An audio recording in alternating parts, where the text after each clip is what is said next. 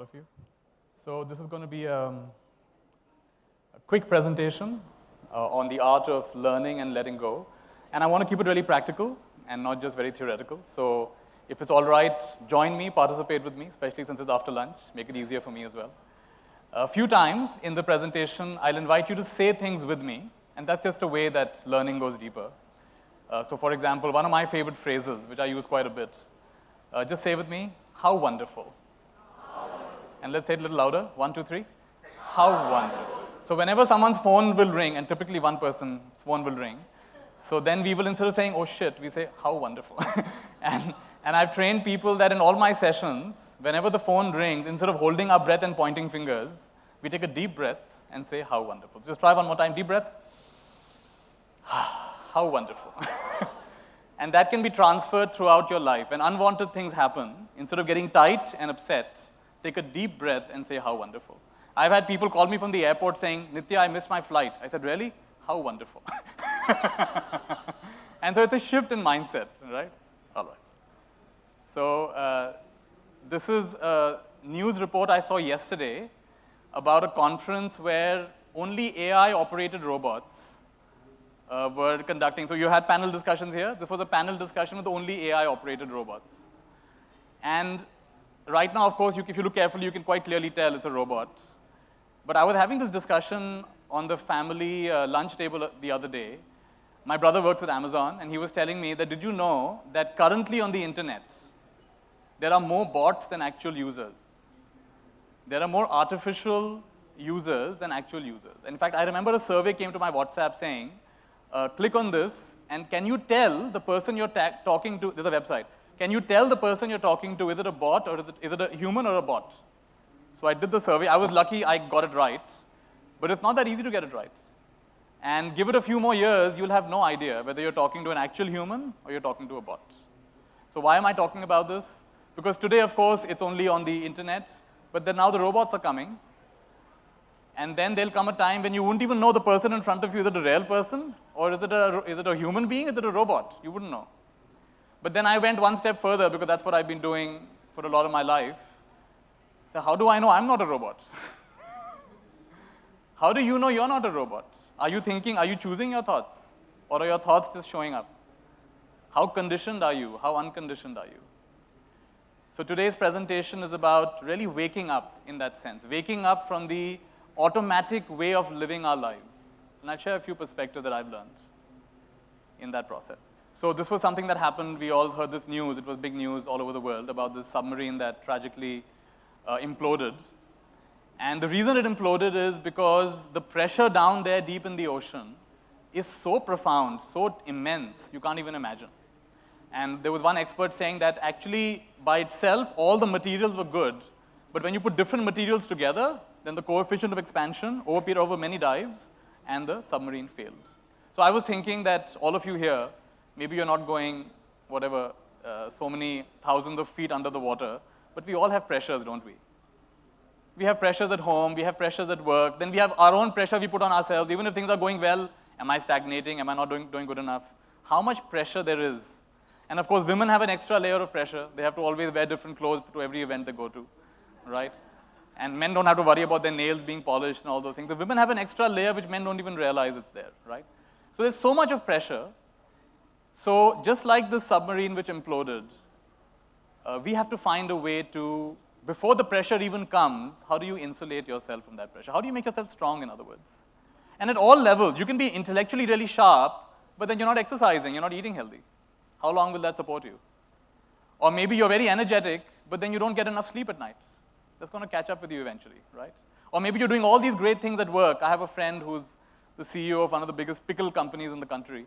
He tells me, Nithya, I did so well professionally. I would leave early morning before my kids woke up. I'd come back home after they fell asleep. Now my daughter's in the US. And when I call them and I say I miss them, they say, Dad, now why are you missing us? When we were there, then you were not around. Now why are you missing us? What's the point missing us now? That happens. So you're racing so far ahead in your professional life that you miss out on personal relationships. And there's no perfect answer to any of this. We say work-life balance as though it's a noun. It's balancing. It's a verb. It's not a noun. It's a forever balancing act. You will never get it perfectly right. So the perception of the willingness to reflect and introspect at each stage in your life. You know, if you ever see a painter, every now and again they take a step back from their painting. Take a step back from their painting. You ask them, what are you doing? Why do you step back? And they'll give you a very strange answer. Say, I'm doing nothing in particular. I'm just looking. But what are you looking for? No, nothing. I just open up my vision, and I can tell where the colors aren't matching. And I can tell where the size isn't right. And I can tell what needs attention. So if you're too close to the action, if you're too close to your family, too close to your work, you actually lose perspective. Take a step back. Even if it's for a short while. Even if it's for a few hours a week or a few minutes a day, you will start getting the perspective as to where the submarine needs a little bit of attention. So gratitude, by the way, I have made a bunch of slides, but I don't like to be ruled by the slide. So once in a while, if I'm not free, I'm just going to skip the slide, right? But this one's fine. So gratitude for, first of all, this event. Do you realize that to have an event like this, there are teams that are working for months to create an event like this, for you to be able to sit here and not complain about anything, about your seat or about your, the bag they gave you or about the lunch. A lot of people put a lot of effort. So now it's time for the event people to relax a bit and for us to really pay attention. So I find this attitude of gratitude very powerful. It's so easy to be entitled and say, everything should be perfect. But a lot of effort goes behind every small little thing in our life. I lived as a monk for a few years. I'll show you a few pictures. And I was living in Sri Lanka, and they would give us a coconut every day to drink coconut water. And within 5 seconds, I would finish off the coconut. So one day a fellow monk nudged me and said, do you know how long it took for that coconut to grow up and fill up? I said, no. He said, 10 months. It took 10 months for that coconut to go from one little fellow, and I just finished in less than 10 seconds. So I learned to slow down a little bit. Let's enjoy things a little bit. Let's savor things a little bit. It's not just about being present. One thing I learned is it's very hard to be present, actually. Why? Because the past is so much more interesting, or at least dramatic. And the future is so much more interesting, right? The present is just the present. So there was a cartoon I saw. It's like a conference like this. And there are 3 booths. Like you have so many booths outside. There are 3 booths. One booth says, come learn about your past lives. Long line. One booth says, come learn about your future, astrology, prediction, long line. One booth says, come be present with me. No one. No one's interested in being present. Why? What's there in the present, right? But the present is all we actually have. The present is all you actually have. If you're spending this moment on your phone, lost in some thought, you're missing out on this moment. This moment will never come again. I had taken a group to Bhutan, and we had stopped it was like a mini bus, we stopped it there. And there was a spectacular view of the mountain range. So we all got out, and within seconds, everyone's phones came out, click, click, click, click, click, click, click. And then there was a little restaurant. They all began moving to the restaurant. I said, stop. All you've done is take photographs. So I said, everyone had going to sit here for 15 minutes, put your phones aside. For 15 minutes, I made them, because they listened to me, because they came with me, put your phones aside, just sit here, look at the mountains. The picture you can get off the internet, right? So gratitude teaches us to slow down and really connect with the people and things in our life. That's why gratitude, break up the word gratitude, you get 2 words. What are the 2 words? Great attitude. So it's the greatest attitude. Gratitude for what happened, gratitude for what's happening, gratitude for what will happen. One of the tricks I learned call it a trick or whatever. So when you're conducting a talk or a workshop, the trick is be grateful for the outcome before it happens. This is a nice hack for your intention setting. Like in India, we say tathastu, may it be so. When you make an intention, we say tathastu. It is done. In other words, it's done. So this is the act of gratitude. Hindi mein kehte hain, man chahi ho to acha, na ho to aur bhi acha. If you get what you want, that's good. If you don't get what you want, that's brilliant. Why is it brilliant? Something better is coming. It's a different way of thinking. It's kind of letting go. So this is what today's session is about. Take good care of yourself. You all heard, what do they say in the flights? Were you paying attention? What do they say in the flights? औरों का mask लगाने से पहले खुद का mask लगाएं. Put on your mask before putting on. It's actually so true. If you don't take good care of yourself, how will you take good care of others? And you take good care of yourself in basic ways. You make sure you get the right nourishment. You make sure you move your body. Did you know we were not designed to move so little? I was listening to a talk the other day by a scientist on longevity. And he said, evolutionarily speaking, we were hungry and cold forever. It's only now that we are hardly ever hungry and hardly ever cold. He said, if you want to live a longer life, you've got to be hungry more often. You have to either skip breakfast or either skip dinner, he said. because that increases the length of time where you're actually hungry. So if you want to live long, you can't keep eating all the time and hardly moving and expect that modern medical science will take care of you magically. It's not going to happen, right? So simple things like your sleep, your movement, and your exercise. Try this with me. Take 6-second breaths. If you can't manage 6, do 5, do 4. Take a deep breath. And breathe out. Do it 2 more times. And breathe out. And this time, make sure you breathe from the belly, breathing in. And slowly open your eyes with a smile. Say with me, how wonderful. So this is a new definition of MBA. What is MBA? Move, breathe, and appreciate. Whenever your energy level is down, you got to move, you got to breathe, and take slow, deep breaths. We just did 3 right now. You can even do 8 or 10 deep breaths. And make sure you breathe from the belly. Most of us breathe from the chest. That's not the right way of breathing. Breathe from the diaphragmatic breathing, from the belly. And you'll feel more energized. You'll feel more refreshed. Your emotions are more regulated. It's funny, these days, I'm not wearing that watch, but I have one of those watches. And sometimes it'll tell me, you're stressed. I said, really? I'm stressed? He said, yeah, you're stressed. So what am I supposed to do? I press a button, take deep breaths. That's all, take deep breaths. So my watch is telling me, take deep breaths, take deep breaths. In fact, once, years back, I was going through a breakup, and my Apple Watch said, you're having a heart attack. So it really realized my heartbeat changed, right? It's so funny. So now our devices can pick up we're stressed before we can pick up we're stressed. Make the symbol with me. It's a symbol of unconditional love. So try this. Take your hands up and slowly bring them down and make a big heart in the air and multiply by infinity 3 times. So make a lying down 8 3 times. Second is bigger and third is huge. Come to your heart and say with me, Mayura. So Mayura means good wishes for all, infinite good wishes for all. So now people have begun teaching this to their children. So every morning they do it. See, first of all, you can't tell your children. You got to do it with them. They'll say, we're not going to do it. You do it with us. So try one more time. Take your hands up. And bring down good energy. Make a nice big heart. And multiply by infinity, which is the lying down 8, 3 times. Second is bigger. And third is huge. And say with me, Mayura. Mayura just means good wishes for all. Always one person says, Manorma. I said, no, it's Mayura. This is a good book I read some time back, The Distracted Mind. It's a collection of all the scientific research on how our ancient brains are dealing in this modern world. So this is not my opinion. This is the opinion of many, many studies. So this is in order of scientific research. The most research, I've actually put it down, I should have put it up. The most research actually is exercise. Exercise is the #1 best way for your ancient brain to deal with the modern world. You need to move more. Not just half an hour, 1 hour. Throughout the day, I call it OTMs, opportunities to move. So use a further away bathroom. Or what I do is I take my phone calls while walking. And I found that in a 10-minute phone call, I have done 1,000 steps. It's pretty cool, right? And whenever possible, take the step. These are all simple things we can all do. Meditation, or at least quiet time. And before we end today, I'll share with you a simple practice of meditation. And time in nature. In fact, I was doing work for a company that created these tiles for the offices. And they said, Nithya, we have begun mimicking nature. I said, why is that? Because our research found that when the tile looks like earth, people's stress reduces. So they're trying to mimic the nature inside the office. Of course, it's not perfect.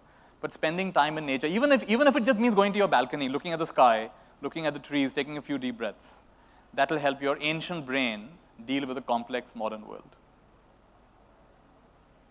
Secret of success. It's very simple. Secret of success is, please say with me, keep the most important thing the most important thing. Can you say it one more time? So of course, now the question is, what is the most important? And that's something you have to decide. That is where your value system kicks in, right? Another way of saying the same thing, one of my teachers said, the steady resistance to the unnecessary is the secret of success. Your hardest job will be figuring out what is unnecessary. I just finished a 5-month break. I got off social media. I was hardly using my phone. And I realized how much was unnecessary, how much communication, how many activities were unnecessary. And that helped me be far more focused, far more in tune. For me, what's most important actually is awareness, presence. If I'm here, the real gift I'm giving you is not just the gift of my words and my ideas. It's the gift of my being, the gift of my presence. We have a habit in India, when you go to someone's house, you take something. You gift something. You feel awkward going without taking something. But actually, the real gift is the gift of your wholehearted presence. So when you're there with them, really be with them. Look at them, hear them. Don't be distracted. Don't be on your phone the whole time. Now, very quickly, this is a few slides from my journey. I was, can you recognize the handsome monk?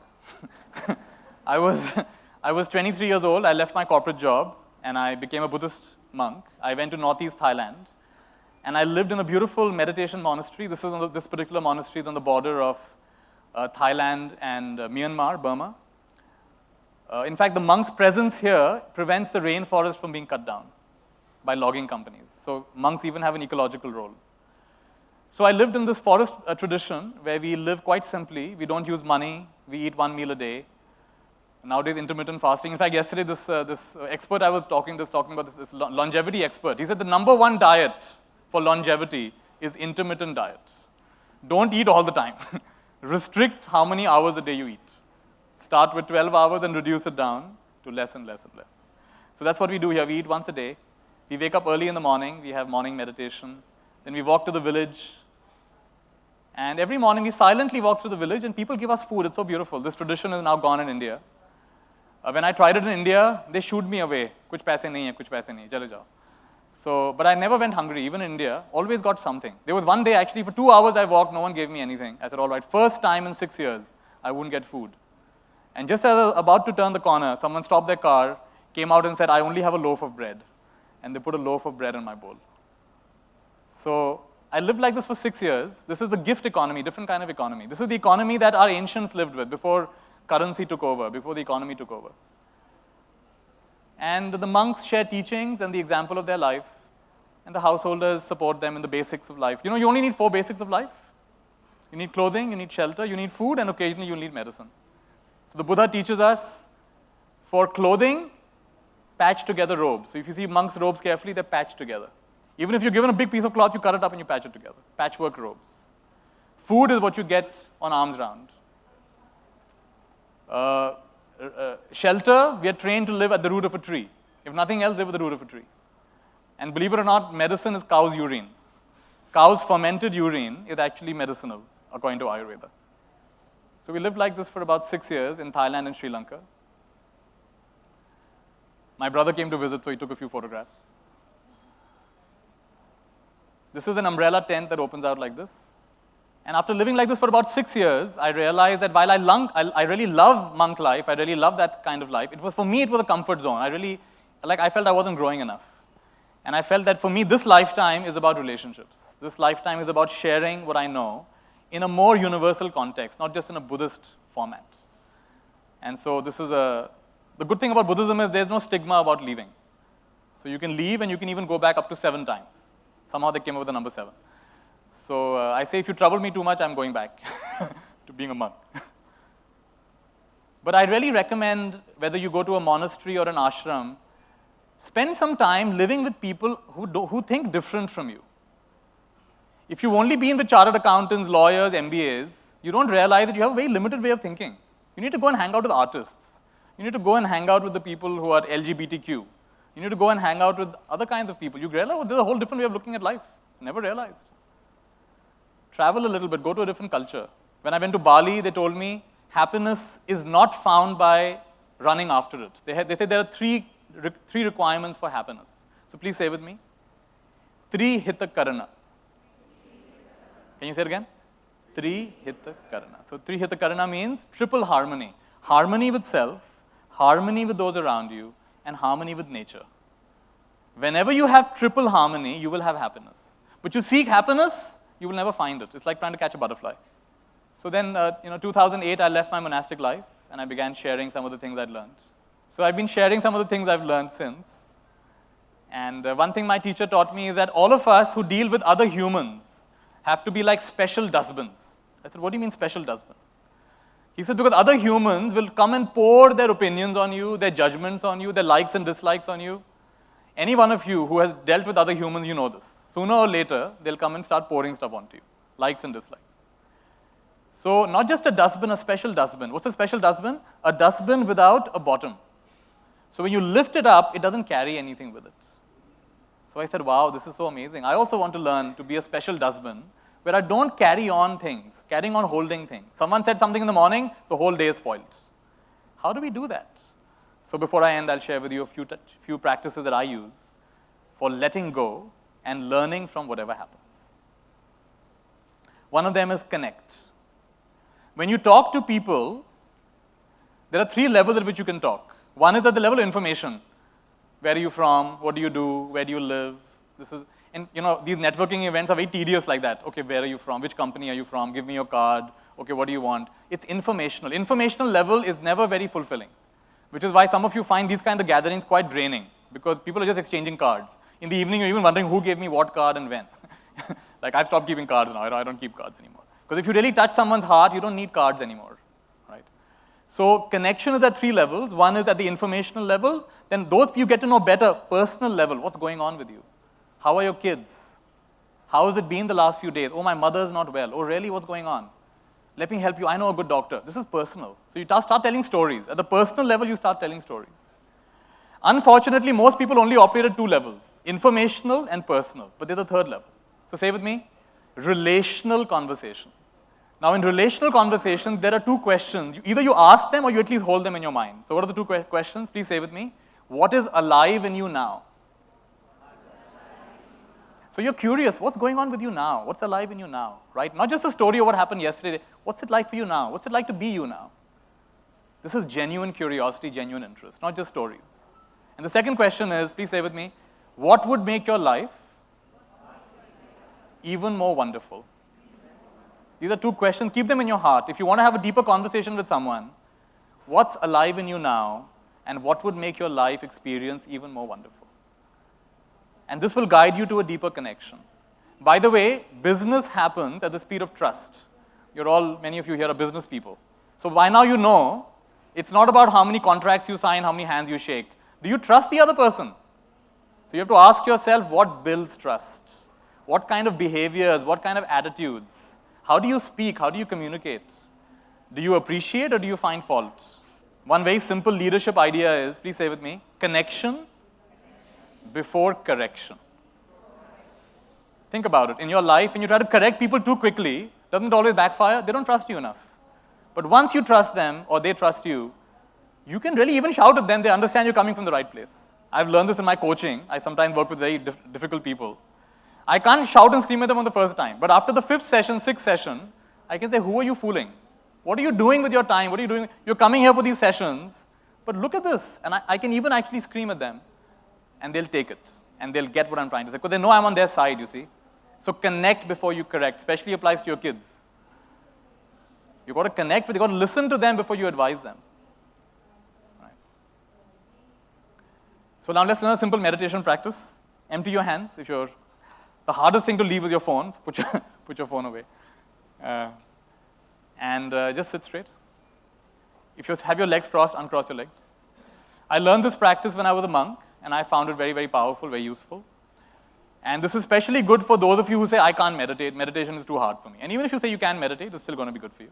In this practice, your eyes remain open. Keep your palms on your knees.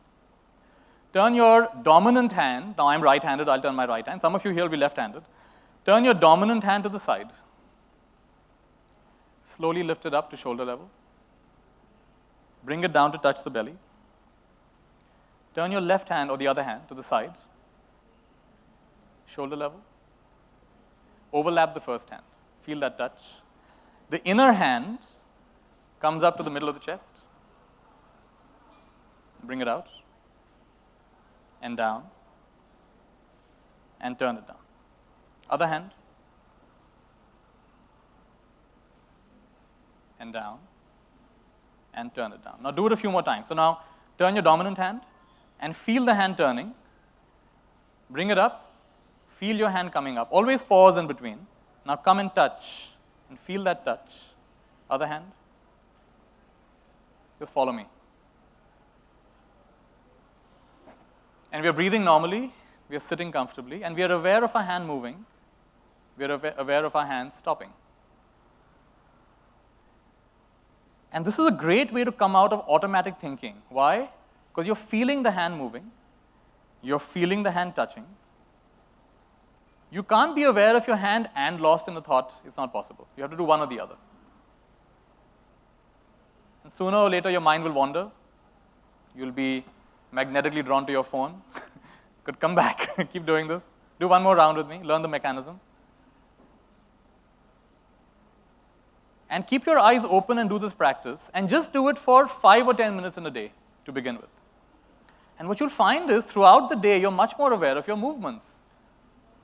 Movements are happening throughout the day. You're lifting things, putting them down, opening and closing doors. Do one more round. You're having a bath. You're cooking food. You're putting on your clothes. You're walking. So movements are happening throughout the day. So if you train yourself to be aware of physical movements, then you have trained yourself to be mindful, to be aware throughout the day. So it's simple practice. It's called Mahasati. And toward the end, I'm going to share a link with you. I'll share a link because it's very hard for me to share. I've just been given 25 minutes. I can't give you the full scope of this practice in just that much time. But the link I'll give you at the end, go there, and I'll add videos, if you're interested in these things, video that if you want to learn more, you can learn more. And I found this to be a very good practice because sometimes it's hard to just be aware of your breath or aware of your mantra. And how long will you be aware? Half an hour, 1 hour? The rest of the day you're moving, you're doing stuff, right? But I found with this practice, if I'm walking, I'm aware of walking. Even if I'm sitting in a car, someone's driving me, I can just open and close my fists. That's awareness. So 3 levels of awareness. Level 1, you're aware of what's happening at the level of the body. Level 2, you start becoming aware of feelings and emotions. Pleasant, unpleasant, neutral. And you think you're reacting to people and situations. No, you're not. You're reacting to your inner feelings.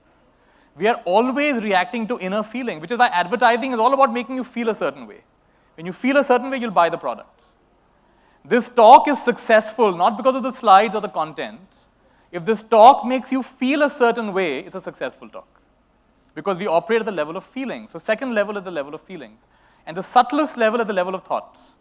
And thought goes really fast, faster than electricity. So in the beginning, you'll catch 1 out of 1,000 thoughts. Then 1 out of 100. Then 1 out of 50. And when you start catching 1 out of 10, then life gets really interesting. Then like that AI robot I started talking about earlier, you start realizing, wow, I'm so mechanical. I live my life so mechanically. My whole day, it's the same kinds of thoughts. No matter which I am or which great institute I went out from, I'm a very conditioned being. So then you realize what is true freedom. True freedom is stepping out of automatic thinking. No matter how many books you've written, if you're subject to your automatic thoughts, you're like a dog owner who can't control their dog. And everyone knows that's no fun. Once in a while the dog will be fun, but they're dragging you all through the streets, that's no fun. This method will help you how to be a dog, with having a mind that is better trained. By the way, you know the full form of mind, M-I-N-D? Please say with me, mostly inaccurate neurodrama. So that's mind. So we say, never mind. Why are we learning all of this? Never mind. So now I'm going to skip, my time's almost up, so I'm going to skip a few slides. But I'll give you this information in the last slide, which I said. You'll get it on the link. 4 Brahma Viharas, the highest states of emotional well-being. My presentation about learning and letting go is actually a presentation, how wonderful. My presentation about learning and letting go is actually a presentation about attention and intention. To learn, you have to have attention. To let go, you have to have the right intention, right? And Brahma Vihara is all about intention. So please say with me, Maitri, Karuna, Mudita, Upekha. In Sanskrit, it's Upeksha. So what does it mean? Maitri is loving kindness. Karuna is compassion. Mudita is appreciative joy. You need mudita a lot in this conference because you'll meet people who are much more accomplished than you, got a much bigger, or sometimes you meet old classmates and they're earning much more than you, doing much better than you. What is mudita? I rejoice in your happiness. I'm so happy for you. So learn one word, say with me, Anumodana. So whenever someone in your family or someone in your life does better than you, what do you say? Anumodana. I'm so happy for you. And really mean it. Because there is no shortage in this universe except in your mind. There's an imagination, right? So we'll talk about this more in that last link I'll give you. We'll learn a technique called tapping, which is something I use for emotional balance. You may have heard of this as well. Very simple tool. Tapping certain acupressure points a few times, and your mind gets equilibrated. I've got a 2.5-hour video on YouTube. You can learn this in more detail. Also, this tool, in fact, this is one of my most popular tools. Before I learned the word viral, when I was still a monk, I had recorded a 5-minute meditation, which was about imagining whatever situation in your life is not working well, surrounding it with love, and then trusting that it'll be fine. And I made a short MP3 recording, and that would be, I think, my first ever viral anything, because it went all over the place, and even today I get messages from around the world saying, can you send us a new copy? My phone got lost, or my son reformatted the hard drive, I've lost that, can you send me a copy of the 5-minute miracle, please? It's a very simple 5-minute practice which I'll share with you in that group. So now if you want, you can scan this code or type that link down below. It'll take you to a WhatsApp group where I'll share some of the things I talked about. This is my cheating way of adding more content than I was allowed to add in this 25 minutes. So go ahead and do that. nithyashanti.me/future skills is the link. Otherwise, you can just scan it. Good, and I think I have another breakout session a little later in the day. I'm not sure what time now because all the times have shifted. So if you want to come and have more of an interaction, I'd love to take some questions and interact with you, then please join that session. All right, can I turn the slide? Got it? Yeah. That's my book, in case you want to look it up. It's called Unburden. Oh, it's not visible, they've taken it off. All right, look up Unburden. I think they don't allow you to promote your books here.